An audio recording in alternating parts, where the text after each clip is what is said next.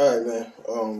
Go over some go over some grudge race, rim race stuff, man. Another reason I feel like the grudge stuff will never work. Um, it's like stuff has to evolve over time, man. Stuff really it has to evolve over time. And I hate to do name calling, but it's like I really need to, so like people can understand like how slim like the rim racing like really was compared to how it is now. Um, it's like you can go to a track and you can see 10 rim cars race like you can see that now. Um, like back when I got started, like 2015, like I said, man, 2015, man. Which y'all see Stuntfest now. Stuntfest now, back in, was it 2015, 2015, 2016, Stuntfest had it at Headhunters. Okay, these the car on rim that were racing. My car on rim was racing. Stickman Jack was there. Roxy Blue was there. Donk Master had the Z06 and two other donks that really wasn't moving at all. Like at all. It was like 7 cars. And man, I don't even really I raced the brown Cutlass. I raced a tan clean 442 vert Cutlass. That was on 24s. But like 26s and up that made legit decent passes. It wasn't it just I'm telling you, man. I was on 30s. Don't Master was on 28s. I think the other 2 cars was on 26s, which they really wasn't running like at all, like nothing. Like my car faster than turbo cars, and I'm running on motor. You know what I'm saying? So it's like, but guess what? Nobody had no chrome molded tube chassis. Nobody had no gutted cars. Nobody had bead locks. Nobody had slicks. Nobody was running methanol. Like, everybody had music in their car. And it's like, man, how you gonna... Cause I see it now. Oh, you raised them. I'm like, man, it is such different classes now, man. You really got to look at these people's car, man. Me on hard tire compared to some of these guys on a soft compound hard tire with bead locks, man, it's not the same, man. It is not the same, man, on a bead lock. It's not. These people are running methanol. It's not the same. This is not the same class, man. It's not. And people, you need to race these. You can't just tell these people they need to be racing whoever and however, man. Cause they not in these people class, man. They not, man. You can't tell no full interior, true hard tie, no bead lock, 3-piece with music in the back on race gas that they need to be racing a Donkzilla on a chrome molded tube chassis with a bead lock, twin turbo on methanol. Dude, no. And they go, oh, we on hard time. Before he got them full glass and 15s in the back, this man got optic armor and carbon fiber, plexiglass, fiberglass, everything. This man here got stock suspension, QA1 arm. This man back half full length. Man, these cars are not the same, man. These cars is not the same, man. You can't just start setting up grudge races, man. This stuff is not the same, man.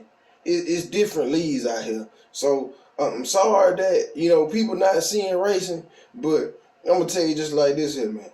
It's people building some fast cars, and there's some people building some killers.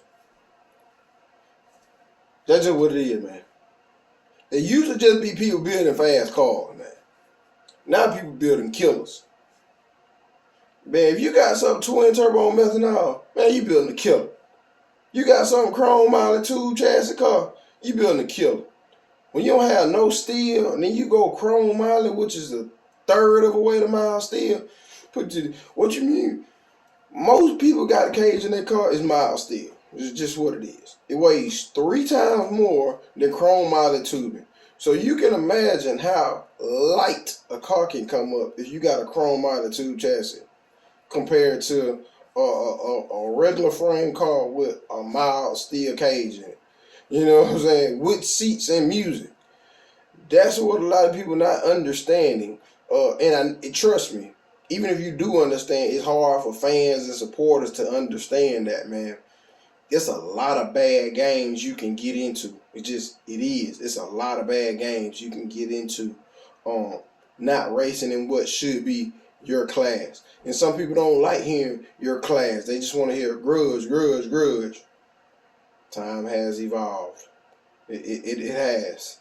The times have evolved. I'm just sorry.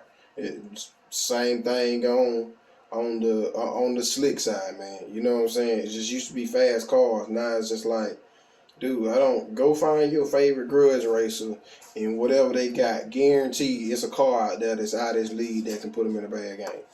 It's what it is. You get what I'm saying?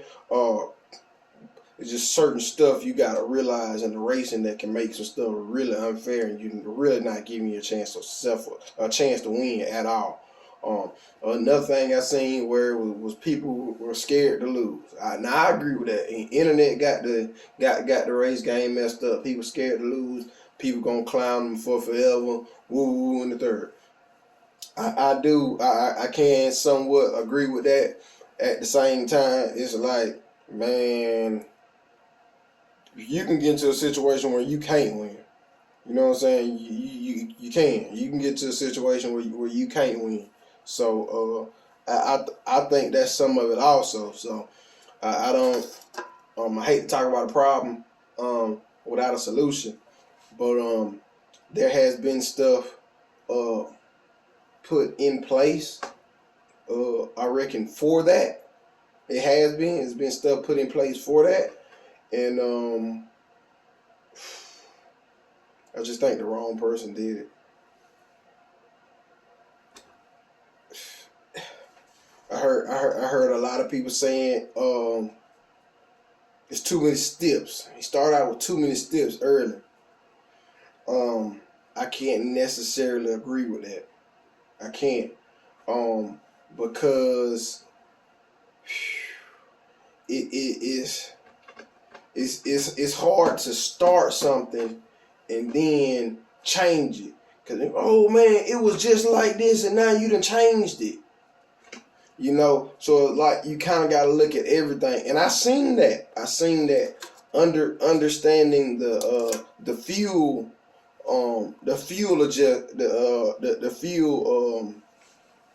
what's the correct terminology? The advantage of running methanol. So saying, hey, if you running methanol, you in this here. Hey, if you got a twin turbo car, you gonna be in this here. If you got 2 power adders, you gonna be in this here. I understand those advantages, and they were put in place, honestly, man, to keep it a fair playing field. And so down the road, the rules wouldn't have to change. You get what I'm saying? The rules wouldn't have to change down the road.